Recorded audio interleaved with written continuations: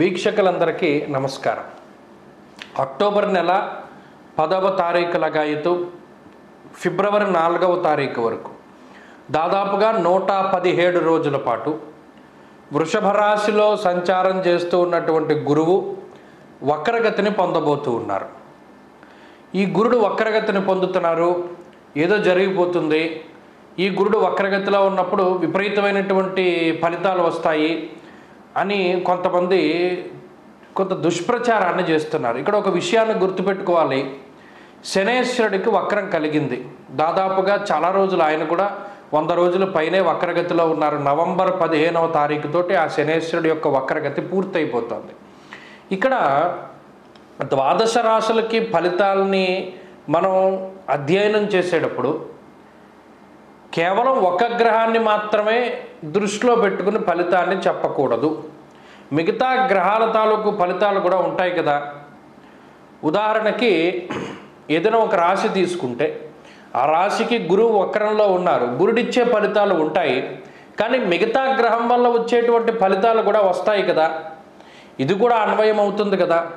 కేవలం ఒక గ్రహం ఫలితం మాత్రమే వస్తుంది అని అనుకోవడం మన మూర్ఖత్వమే అవుతుంది.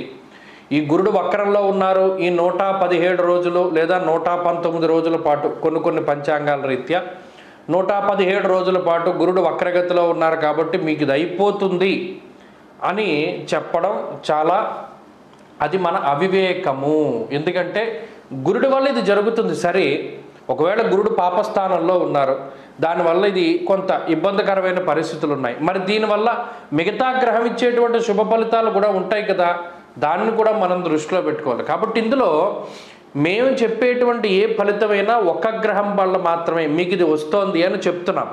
కానీ అట్ ద సేమ్ టైం ఇంకొక గ్రహం వల్ల ఏదైనా శుభ ఫలితం కనుక వస్తే ఈ చెడు అన్నది తగ్గుముఖం పడుతుంది. ఇది ప్రధానంగా గుర్తుపెట్టుకోవాలి.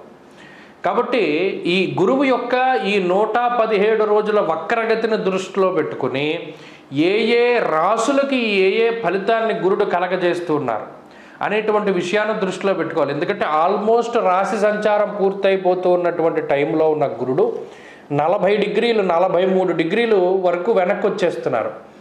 మరలా తర్వాత మే 15వ తారీఖున మారతారు గురుడు వృషభం నుండి మిథున రాశిలోకి.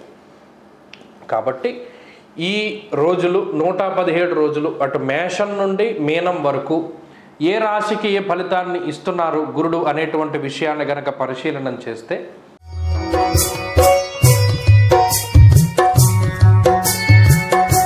తులారాశి వారికి ఈ గురుడు యొక్క వక్రగతి విశేషమైనటువంటి యోగాన్ని కలగజేస్తుంది. ఎందువలన అంటే ఈ గురువు ప్రస్తుతానికి అష్టమ స్థానంలో వక్రించి ఉన్నటువంటి గ్రహం. ఈ అష్టమ వక్రించినటువంటి గురుడు విపరీతమైనటువంటి యోగాన్ని కలగజేస్తాడు.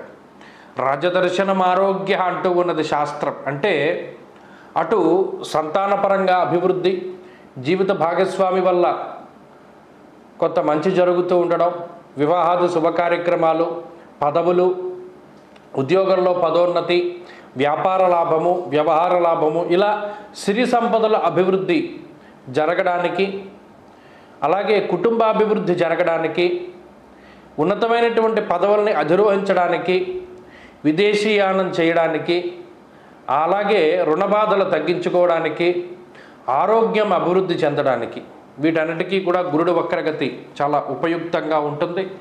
తులారాశి వారికి 117 రోజుల పాటు రాజయోగం ఉంటుంది. అటు భూగృహ లాభానికి, అలాగే నూతన ఆభరణ, వస్తు, వాహన, వస్త్ర ప్రాప్తికి అవకాశం ఉంటుంది. కాబట్టి ఈ 117 రోజులు తులారాశి వారికి అత్యద్భుతమైనటువంటి కాలంగానే మనం చెప్పుకోవచ్చును.